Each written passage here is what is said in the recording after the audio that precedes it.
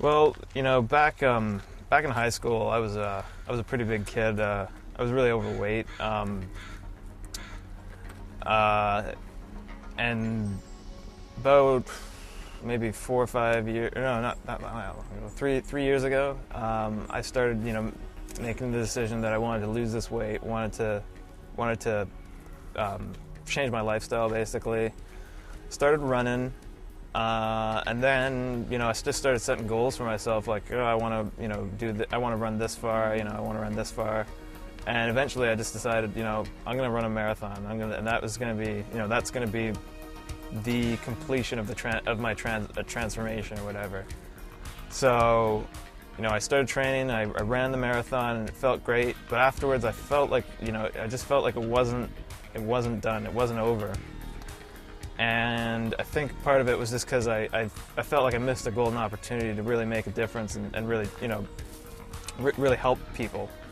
So one day, I was just thinking that something like Crohn's, which I've sort of been witness to for a while now, being really good friends with Brad for a long time now, was something I wanted to get behind, and I felt like I'd already done the marathon, so I wanted to sort of take it to the next level and do something that would open people's eyes and create awareness, and so people would get interested and want to support.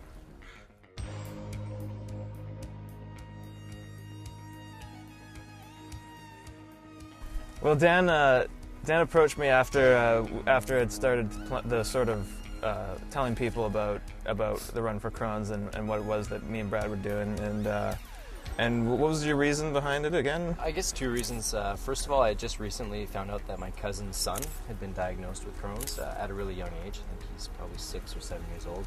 And then on top of that, I saw a ridiculously long run that was being organized, and I thought that was really exciting, something that you can really set a goal for and stick with it. And I actually just offered David to help train with him, and he said nobody's crazy enough to actually do the run with me. And I said, well, think again. Stealing some of your thunder, I would love to get involved and do this run with you. So I guess as of now, I'm the official pacer, and I'll be here training with David the whole way. Those were my official words. That's exactly what I said to him.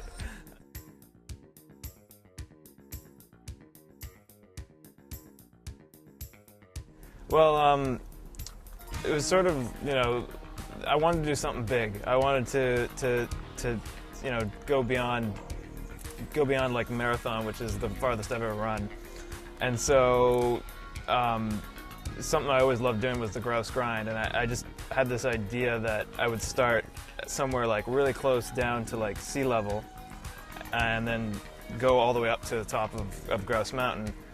And growing up in White Rock, it seemed like the perfect place to start was the White Rock and at White Rock Beach, because that's right at sea level. So I thought that might get people's attention, basically starting at sea level and going all the way up to the top of Grouse Mountain, as well as traveling an insane distance at the same time.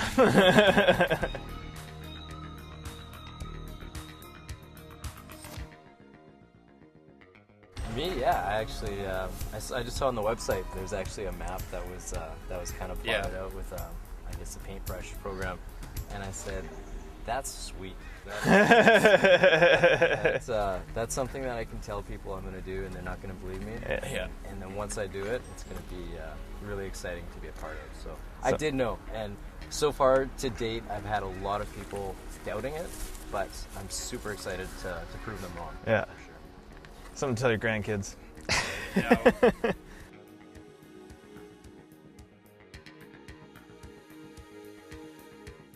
I'd probably say grouse will probably be the most difficult point, just because we'll be at such a point of exhaustion, and we're going to have to like climb this mountain. Yeah. Showing up with rubber legs to do the grouse grind is something that is a little intimidating, but also, like I was mentioning to David, we're going to have some pretty impressive bodies by it comes around, and hopefully our legs will be able to take it without thinking twice about that. Yeah, I think I have a feeling though that like Boundary Road area, like when we get up to that Boundary Road hill or whatever, when we're going through Burnaby, and Burnaby can be quite hilly. That's like halfway through, and something tells me that'll be tough too, because that'll be the point in which we're going to want to start slowing down, but we got to keep going.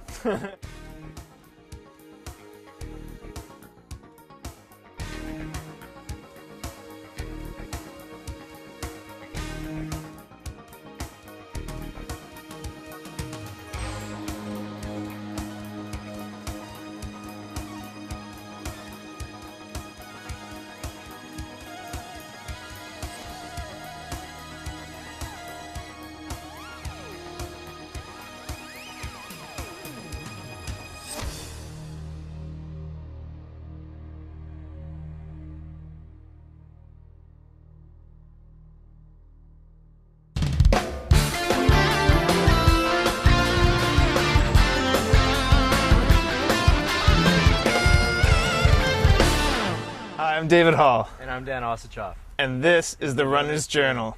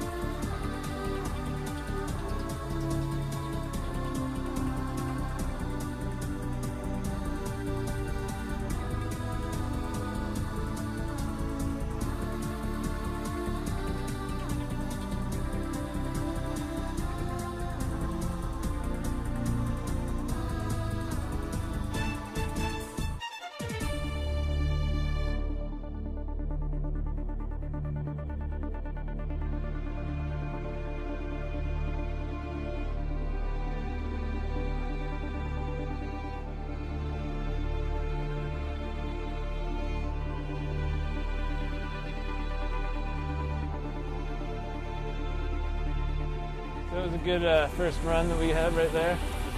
You know, for me, the best part was the second half. I'm a bigger fan of the first half. I know. Well, the first half was towing me because we're going a little faster than what I'm used to, but that was okay. Once we hit the second half, I got into a pretty good groove, me personally. And I know you ran on Friday, so it was probably tough. That's probably why it was so tough for you, I'm guessing. Still fun, nice, good pace. Yeah. Went for about an hour and 2 minutes. Yeah, it was good. Nice start. I think that's more than 10K though. Personally, I don't know though, but I think it's a little bit more. No? Well, what was it? Hour and 2 minutes. About that? We don't know. We don't know what the kilometers were. Yeah. Okay. It just feels like I ran it faster though when I ran like the 10K in like an hour, because I actually stopped and walked during that point when we did the New Balance. And I think I ran it just over like hour 1 or something, like hour 2. It pissed me off. But since a year before, last year I ran the Sound Run in like 55, so I felt like I'd really let myself go since the marathon. That's what this is about, getting back into shape.